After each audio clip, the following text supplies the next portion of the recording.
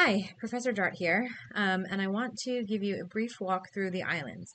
I'm right now in our Blackboard course, and you can find information about how to set up your islands account, which you need for your data analysis projects, under the Getting Started heading in Blackboard and Islands Setup. There you'll have a direct link to the islands, which you can't access until you've emailed me and asked me to set up your account with a specific email address. This document here is not your honors assignment. It's just some guidance on how to get into the islands and really how to start exploring and understanding what's going on there before you jump into your first assignment. So I would suggest that you follow these steps in here, and I'll try to do that when I introduce you in this video. Your data analysis projects are in this menu here in Blackboard. That menu has an islands website direct link. And the description of the project will be here eventually, and the video that I'm recording right now will be in Island Setup and probably in here as well. Let's go to the islands. You would just click on this and it would take you to the login page, which remember, you can't log in until you first email me and ask me to set up an account with a specific email address. When you log into the islands, this is what it looks like. Notice in the top left here, I just sort of highlighted it in blue. It says year 323, day 3, and spring. Time works differently in the islands, which is just one of several interesting things about the islands. So the first place you should really go is to the Visitor Center. It's located on this middle island here. Just click on the Visitor Center. And when you get there, you want to go to Guides. The news isn't going to mean much to you. Just go to Guides.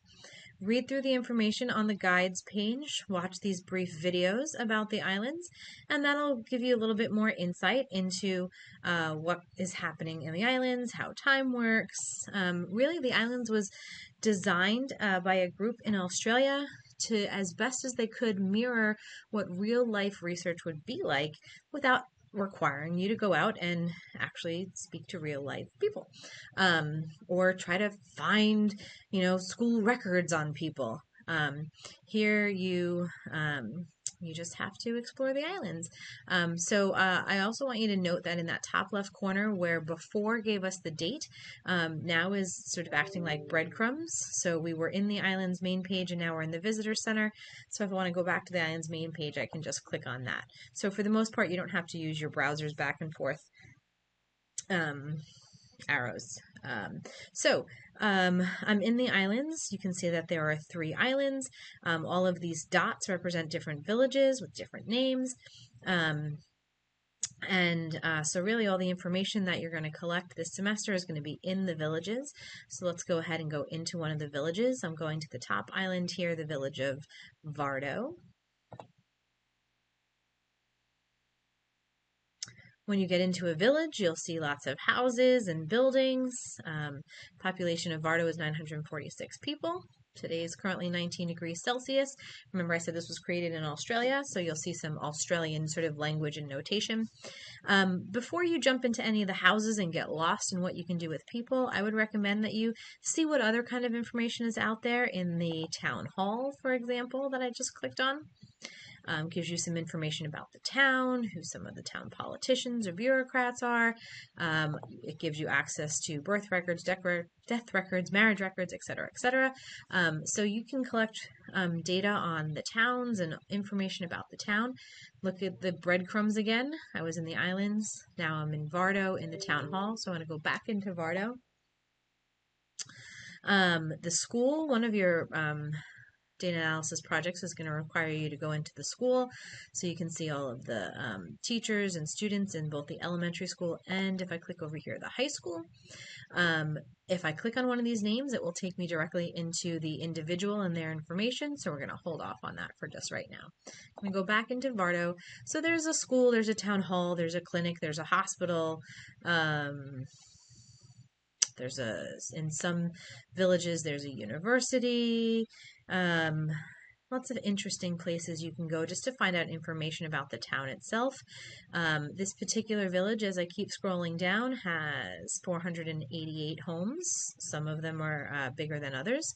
Let's see, right here, I see home number 369. That's kind of like blurred out a little bit. That means nobody resides there. yet home 368, when I mouse over it, it's clickable. So I can click on any one of the homes. I can see who lives there. Some homes only have one person in them. Some have many. This has 1, 2, 3, 4, 5, 6 people in it. Age ranges from 32 down to 2, and you can see the genders of each member of the household. So you could, collect information on, the different homes and who lives in the homes and features of the homes. And so you could do some research on that. Most of the research you do this semester will more likely be on the individuals themselves. So let's go into a home and let's speak to some of the people. So in house number 7 in Vardo, we have Hallmar and Megan. Let's go ahead and choose one of them. Let's choose Hallmar.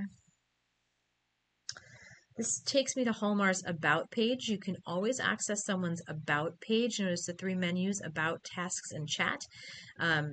About is open for everyone, gives you a summary. So Hallmar is a male. He's 68 years old. His income is $939. He lives in Vardo 7. That's important because we got there by going into Vardo 7, but if you clicked on Hallmar's name, let's say in the university or in the town hall, that's helpful information to know where they live. We know Hallmar's parents. Hallmar and Megan McCarthy are spouses. I can add Hallmar to my contacts list. I'll show you that in a minute. And then I get sort of a timeline about Hallmar. So when he was born, his family moved, he became friends, he caught a virus. And so he must have been in the hospital. Yeah, he was admitted into the hospital. Then he was discharged. He began at the elementary school at age 5. Lots of friendships going in and out. Oh, that's very sad. His brother passed away. I've not seen that before. He caught another virus, was in the hospital again, graduated from elementary school, started high school, and so on and so forth. Who he's dating. And things like that. Went to high school, keep going. He became a poultry farmer at age 18, left home right after that, etc., etc., etc. You can see his timeline up until, whoa, oh, right, he's 68 years old. He became a non-smoker in year 321 at age 67. Notice this is a time frame. I've worked in the islands enough to know that this is a time frame. This is year 321 and the 21st day. So you get their timeline and some basic information about them on their home page. Right on their home page, or about page rather, you can tell if they have a pet. If they do, that pet will be standing right next to them. So it looks like Hallmar has 1 dog. Now, there's lots of other stuff you can do here with the individuals, but you have to first ask permission. So I'm going to click on Tasks. In order to learn anything else about Hallmar, I have to obtain consent from him. So I'm going to click on this right now. Can't make any promises. Very often people tell me no. So what that means is that if I give you an assignment and ask you to get a random sample of 20 people, you might want to prepare a list of 25 to 30 people just in case some of them don't give you consent. So let's ask Hallmar for his consent. So it says Hallmar has consented to be in my study. When you first go in, you won't have anything under recent tasks because you won't have done any recent tasks. But this task list is pretty vast. There are lots of different categories. You can survey people. The survey, you don't really know what it is. You have to set that up first. We'll talk about that at a later date when it becomes necessary. You can ask Hallmar to share some documents with you. You can do some physiological measurements. You can run blood tests. You can do mental tasks, so a whole bunch of variety of interesting things there, like a memory test, IQ test, personality test, have them play chess, different types of exercise you can make them do, coordination things you can make them do. Some of these tasks will lead to quantitative outputs, meaning like if you ask them to clap hands for 1 minute, it might, I don't know, I've never had anyone clap hands, but it might tell you how many times their hands clapped in that 1 minute. Or it might just say, yeah, they clapped for 1 minute, that was it. And so you really have to understand the tasks that you're going to work with. So if you're not sure what a task is, don't make assumptions about it. make sure that you run it, do an experimental run of a task and see what kind of outputs it leads to. For example, if you make them drink or eat something, let's do this vodka drink here. It's 30 milliliters, shouldn't take too long. It's a shot of vodka. Look here on my screen, you can see the vodka leaving the glass. We have to wait. They try to mirror real life as much as possible. And all that tells me is that he just drank some vodka. But maybe you want to do a study where you see whether or not vodka affects their ability to, or maybe vodka has some effect on their coordination, right? So maybe you would do, let's see, the ruler test. And then make them drink vodka and then have them do the ruler test again and see if there's any effect. Let's see what the ruler test does, because I honestly have no idea. It says when you run a task, sometimes it gives an explanation. Here it's telling us that Holmar is currently catching a 30-centimeter ruler as fast as he can when it is dropped and then recording the distance it fell. And the output here tells me that he caught it at 16.9 centimeters. So maybe tomorrow we'll come back, not make him drink vodka, and have him do the ruler test again and see if there's a difference. In statistics, that's what we call the matched pair design. And at some point, you might be asked to do something like that. I'm telling you right now, drinking vodka ruler test option off the table. But there's plenty of other stuff for you to figure out, how to do other kind of tests like that. Look at this task list. Okay, lots of different stuff you do. Miscellaneous, things that have been added over time. Nope, not what I clicked. Examine wounds, helium. I have no idea what that does. You can have them roll dice, roll a die. I don't know what those all do, but you'll explore and you'll see what you want to look at. For the first couple of assignments, I'll probably tell you exactly what to look at, and then as we go further in the semester, you will start designing your own studies. So that's just a quick look here. You can chat with them as long as you have consent.